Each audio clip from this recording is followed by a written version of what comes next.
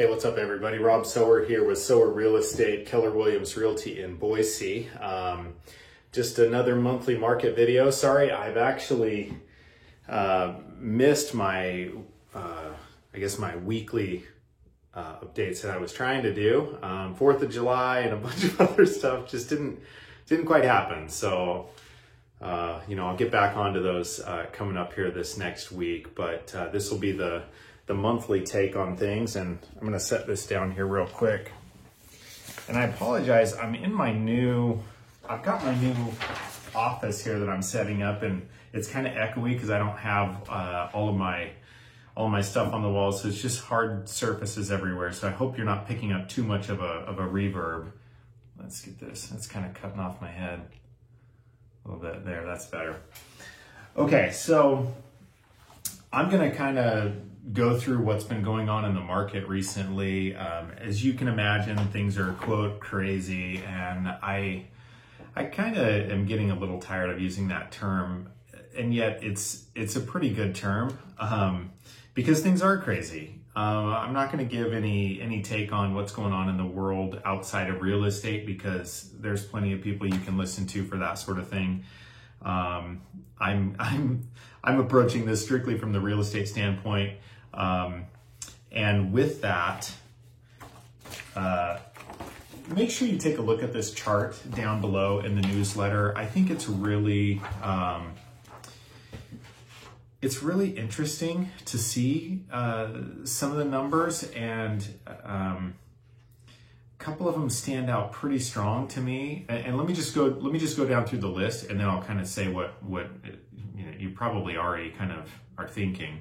So inventory from May to June. May was 1 month of inventory. June was down to 0.7. Average home sale price, May 376,801. June 378,608. So it's about a 0.5% increase. Active listings, May 667. June 484. That's a lot. That's a huge decrease, down almost 30%. Pending, May 966, June 1087. So that's up 12.5%. Active down 30, pending up 12. Closed sales, so sold homes, May 603, June 827. So we're up 37% from May to June. Again, remember, active down 27, basically 30, and closed up 40. That's pretty wild. Now, if you go from June 2019 versus 2020, active listings were down year over year, 45%. Pending up about 14%, closed down about 7%. Average home sale price towards the end of the year, end of 2019, from 2019 December, or basically January 1st, 2020, up to current end of month, June 2020. Sorry, I hope that's not too confusing.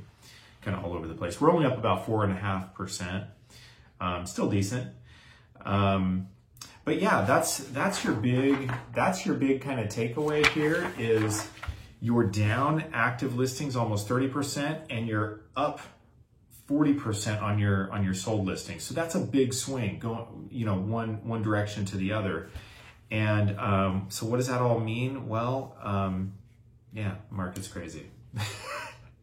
So here's what it means in reality. If you are a seller, you can almost do kind of whatever you want. And I hope that doesn't sound the wrong way, but it is a very strong seller's market. If you're a buyer, you really need to have your ducks in a row. Make sure that when you're submitting offers, that your agent is asking as many questions as possible about how that offer can be best situated to meet the needs of the seller. Buyers don't have nearly as much room to negotiate.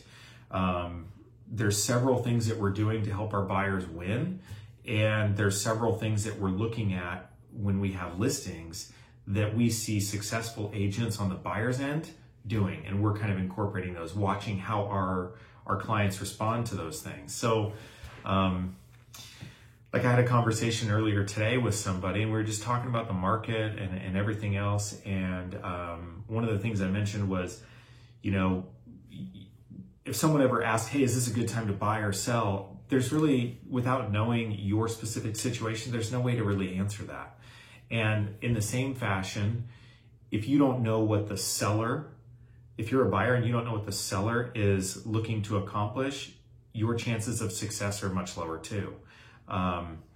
So anyway, based on that, if you guys are thinking about buying or selling or investing in real estate, let us know what your situation is so that we can then talk about, you know, what's the best way to go about things based on that situation and see how you feel about it. So anyway, hope you guys had a great 4th of July, and if there's anything we can do to help you, let us know. Thanks.